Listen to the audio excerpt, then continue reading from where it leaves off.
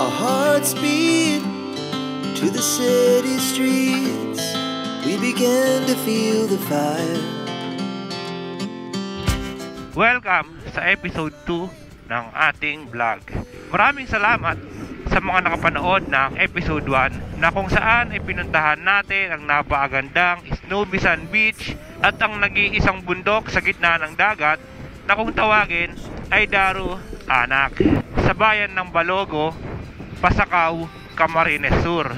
Sa episode 2 ay magpapatuloy tayo sa biyaheng Matnog, Sorsogon na kung saan ay dadaanan natin ang bayan ng Naga at pupuntahan ang napakagandang cold spring at hot spring sa lugar na ito. Kasama pa rin si Roxy at ang Team Rads Moto. Samahan nyo kami na tuklasin ang magagandang lugar dito sa ating bansa. Kaya't ano pang inaantay natin? Umpisahan na natin ang ating biyahe. Pahinga muna! Bumabagsak eh!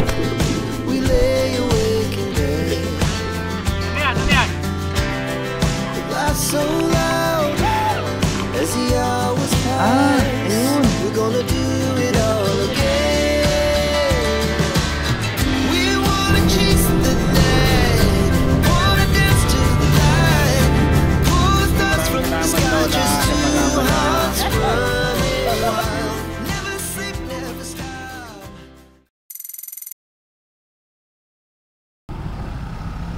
Sabay-sabay nating iwan ang magandang alaala at mga kulitan dito sa Pasakaw Beach at magpatuloy sa bagong biyahe papunta sa bayan ng Naga. Pero bago yan, yung helmet pala natin, hindi tayo makakabiyahe. Babiyahe tayo ngayon ng papuntang Naga at doon ay babaybayin natin ang mga lugar na maganda na pwede nating puntahan. Hahanap tayo ng falls na pwedeng pagliguan, nature spring na pwedeng tambayan. Pero bago yan, pupunta muna tayo sa grand opening ng motor shop sa bayan ng Naga. Let's go!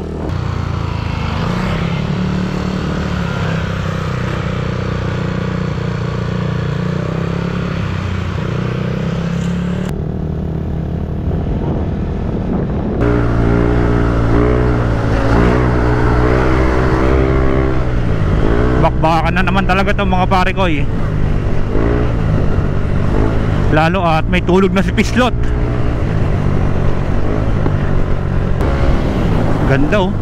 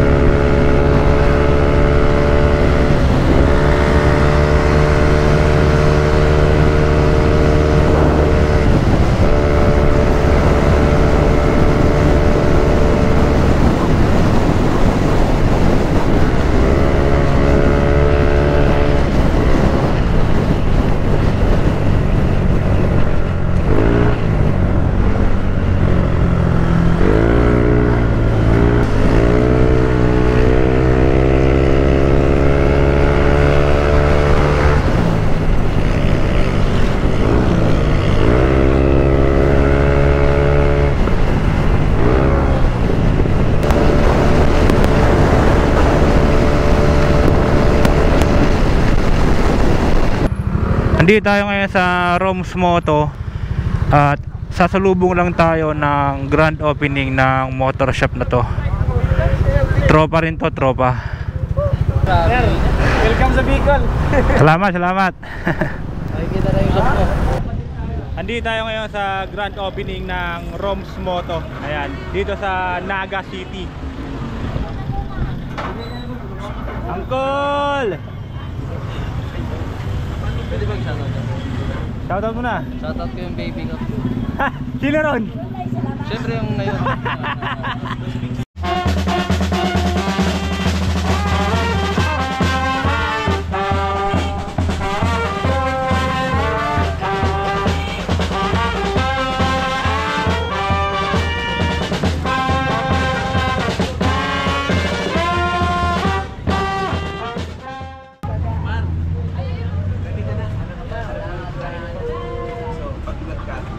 Ang ilaw na yan ay simbolo ng presensya ni Lord.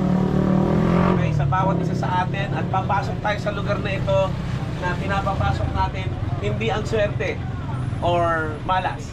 Hindi yun ang pinapapasok natin. Ang pinapapasok natin ay ang Panginoon. Okay?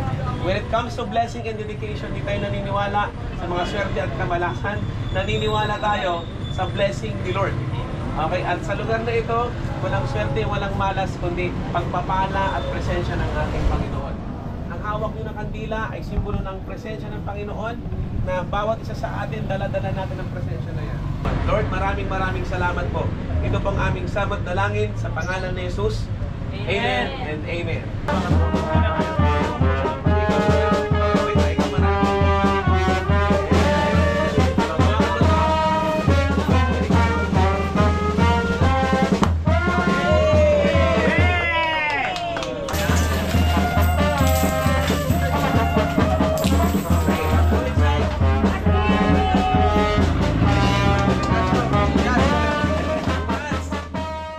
Kakatapos lang namin dumaan sa grand opening na Roms Moto. Papunta naman tayo ngayon sa Gold Spring ng Naga na kung tawagin nila ay Sulat Falls. Naubusan ng hangin.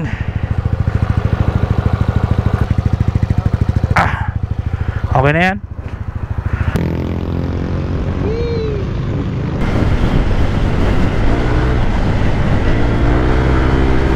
Nabutan na tayo ng ulan. Nandito na tayo sa Panikwason. At meron na tayong tinakbo na 438 km mula kahapon. Malapit na tayo sa Gold Spring. Sobrang ganda ng daanan dito, tsaka ng tanawin. Ito, mapakita ko sa inyo yung napakagandang bundok sa harapan namin.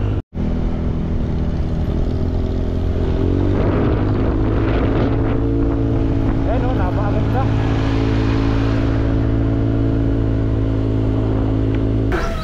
Magandang hapon po. Patanggal po siya.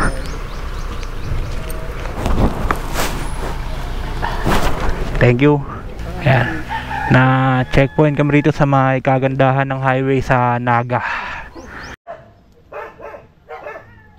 Andito kami ngayon sa Sulat Resort, Panikwason, Naga City.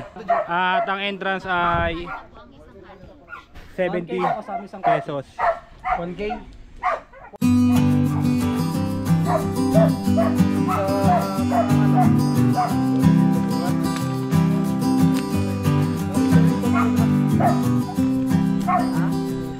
Bali, meron kami rito kasama na 3 lokal. At sa kanila namin nalaman itong Sulat Falls. Falls ba yan? Running water? Bar. Uy! Running water.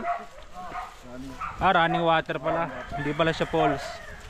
Yung mamaya falls pupuntahan. Marami kami pupuntahan. Siguro mga 25 yun na sa listahan namin.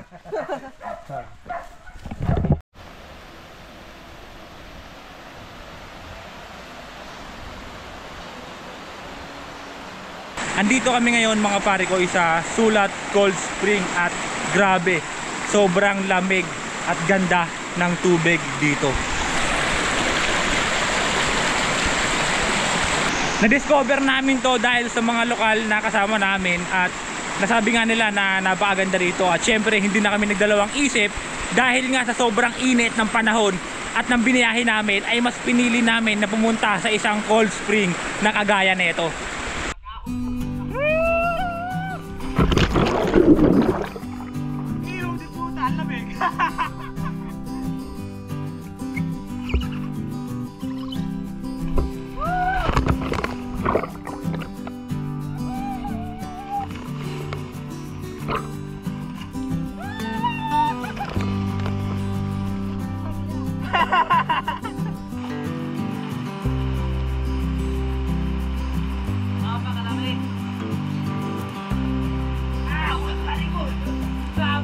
Sobrang ganda!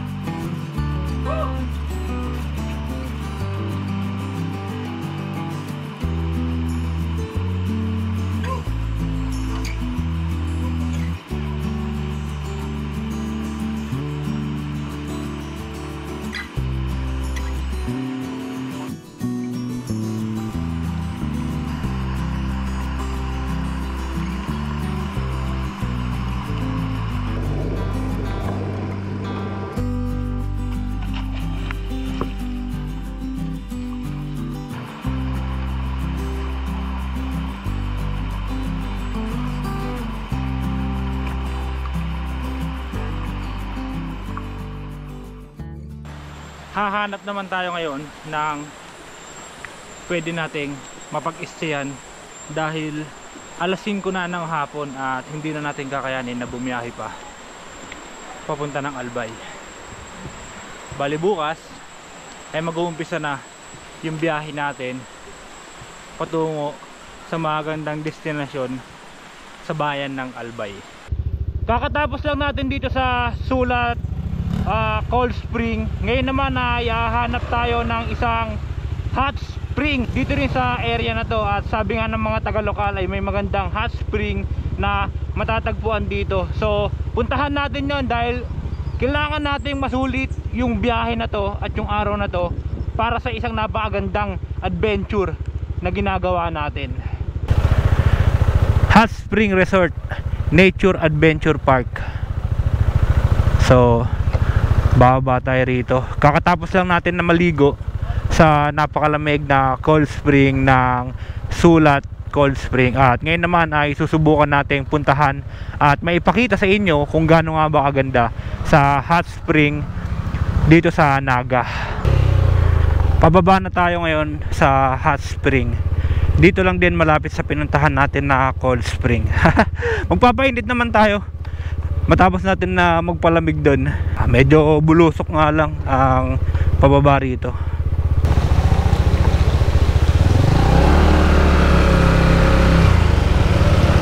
Eh grabe, sobrang tarik.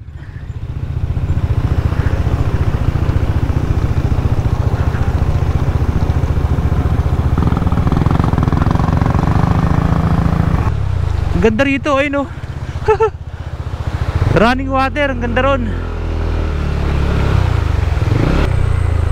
Hot spring this way.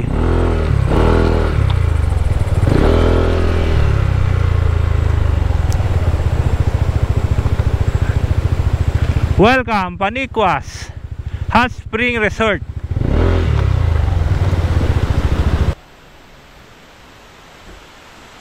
Yung kayo na palang bundok na nakita natin mga parikoy na nasa unahan natin ay Mount Isarog pala siya.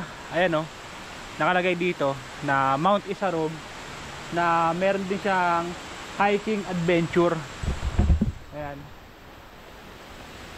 Ang entrance fee nga pala rito ay 300 pesos per head. At para naman sa mga nagbabalak na mag overnight ay 350 pesos hanggang kinabukasan na yun.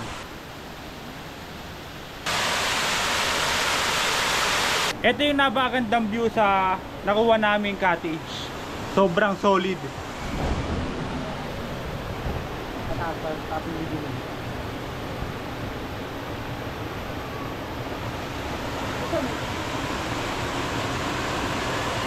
Ganda ng puno na ito. Parang naka-organize.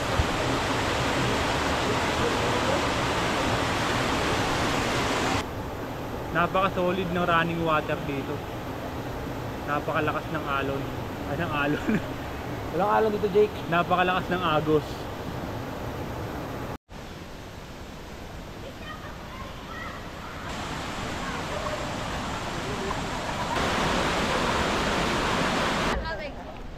Ganda ng tubig, oh, liwanag, oh. Liwanag. Teka, papalit ako ng ano, shouting. This is chapter.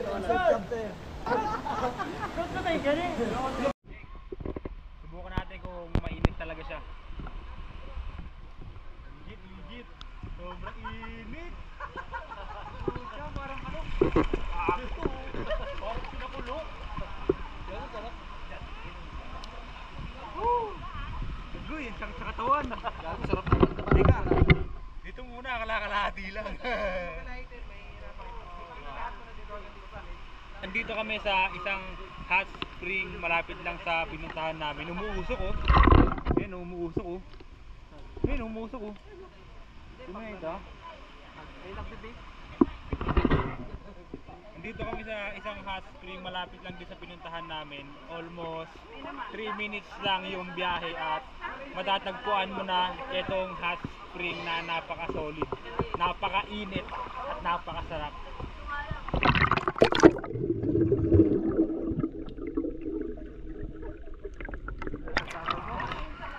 Grabe! Woo! Ang sarap! 39 degrees Celsius temperature. Ganyang kainit sa pool number 2 ng hot spring dito sa Naga City. Grabe, sobrang init pero sobrang sarap sa katawan.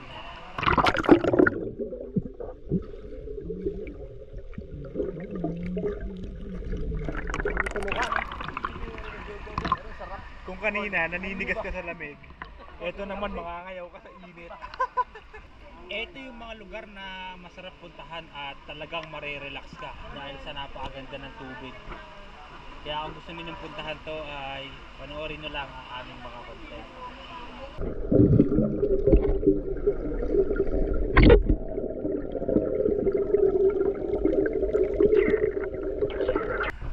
Kumukulo yung tubig sa ilalim.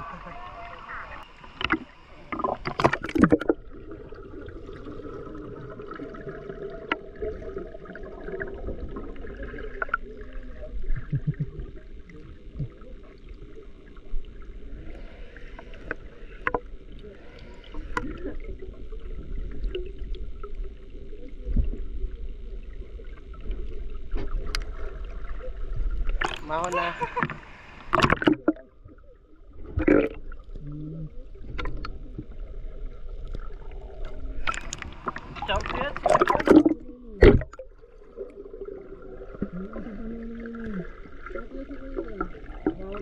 Champion mo eh. Meron din sila rito na pambata para naman kayanin nila 26 degrees Celsius. Maliit lang siya at mababa. Ayan, meron dito mga bata na 5 to 7 years old.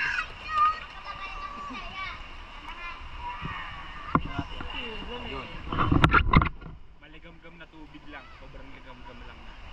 Pag andito kayo sa spring ay wala na kayong poproblemahin sa pagkain kasi meron ditong canteen. At ito yung mga menu nila.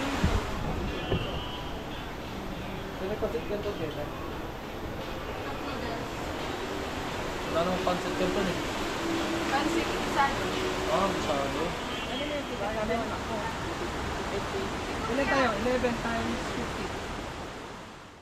50. Andito pa rin kami mga pare ko sa Naga City sa hot spring at nakapagdesisyon kami na dito na magpapaumaga dahil ang entrance fee rito ay 300 pesos at para naman sa overnight ay 350 pesos.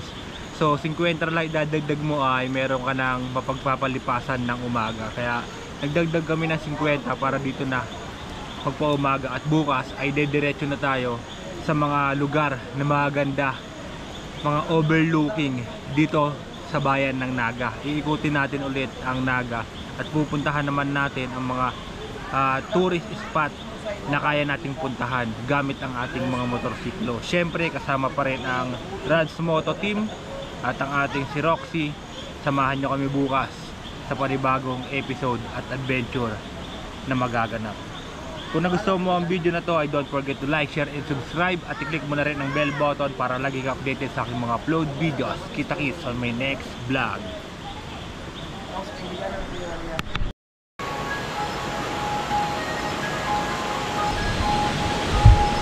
3:41 na ng umaga at grabe, sobrang lamig dito sa Hot Spring Resort. Nagising ako ng 3:20 dahil nga sobrang lamig at ito, pinagdoble ko na yung mga long sleeve na gawa ko dahil sobrang lamig talaga rito. Kanya-kanya lang kami yung diskarte ng tulog dito. Yung mga sarili-sarili kami yung pwesto para lang makatulog dito sa resort na to. Para may survive ang isang gabi na makatipid. Sobrang lamig, grabe. Kung pupunta kayo dito at gusto ninyo mag-overnight, ay magdala kayo ng makapal na jacket dahil sobrang lamig.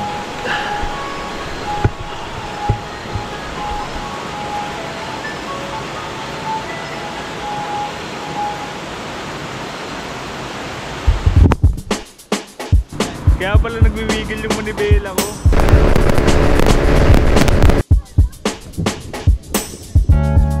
Ito yung tinatawag nilang Chocolate Hills. Ayun, ang dami. Itinday Green Hills. Nakatawa lang, sobrang init.